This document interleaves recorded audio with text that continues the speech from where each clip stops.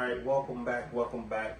So today I'll be talking about should you actually repair your credit yourself or should you actually hire somebody? And I know a lot of y'all gonna be saying I'm biased on this one, right?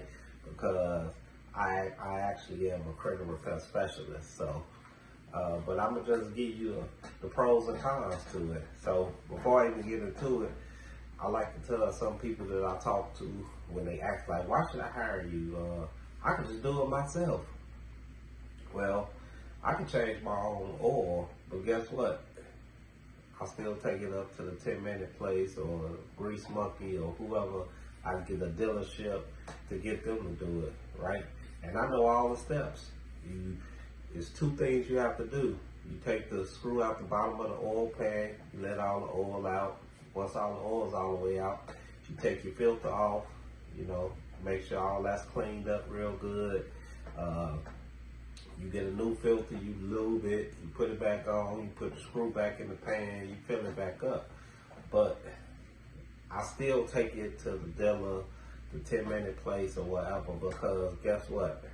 That's what they do every day as a service, as a business, as workers. So if it's something that even though I know how to do it myself, but it's not something that I do on a daily basis, then I want to take it to a pro, right? And most of you don't do credit repair, so why not take it to somebody that actually does this for a living? Now again, you do have to vet people. I'm not saying I'm the only credit repair specialist or the best of it. I never claim to be the best. You know what I'm saying? I do a good job though. I'll take care of people. I'll change lives, right? So I always would tell people, look, investigate who you're gonna use, and you have to work with them as well.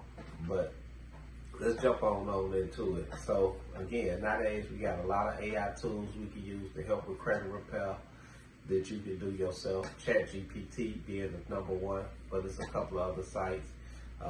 You can get the information to the credit bureaus, right? And call them yourselves to dispute stuff. They got apps, Credit Karma, Experian got an app. I'm not sure, I don't think TransUnion does, that you could dispute stuff with. You can write your own letters. You can get somebody else to write your letters. You can send them out and all that good stuff. You can also file without using somebody to the CFPB yourself. It's a lot of different avenues and ways you can dispute stuff yourself, right? But again, I go back to, is this something that you really do? Because when you fixing credit, you about to get into a ring and be fighting. It's not, no, I'm gonna dispute one time and it's over. It don't work like that. Sometimes it takes about 6 months. It may take up to a year. Are you willing to be that dedicated to actually doing it, opposed to somebody you pay, right? So again, investigate who you're dealing with if you do go the route of paying somebody. And I don't want to put no bad karma out there, but I will tell a lot of you guys that use companies like Lexus Law, they just get money in the nutshell. They put you on a $99 a month payment plan. Why?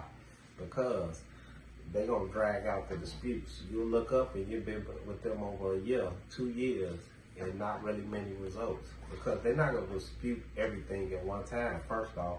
They're only going to dispute a handful of items, and they really don't care if you get results or not. All they really care about is if you're going to be sending that $100 again in next month, right? I've talked to so many clients that have used this company, and guess what? Just because it's a big name company and everybody know about it, they think it's I know they legit. They don't get results. They do not give results. Have they got results for anybody? Possibly a few clients, but I would say that number is maybe 10 to 20%. They're not at no 99% rate of getting results with credit. I've used them before. I know firsthand, right? So I didn't see results after months and months and months of using this company. So, and again, not to be talking about them, but I'm just throwing it out there. When you look for somebody, make sure you do a little bit of a background on them, right? And the reason why I say I would lean more to hiring somebody, again, it's because they do it every day. So we need to dispute every 30 days. Are you going to be ready to dispute it every 30 days? Are you going to even remember when the 30 day is up, right?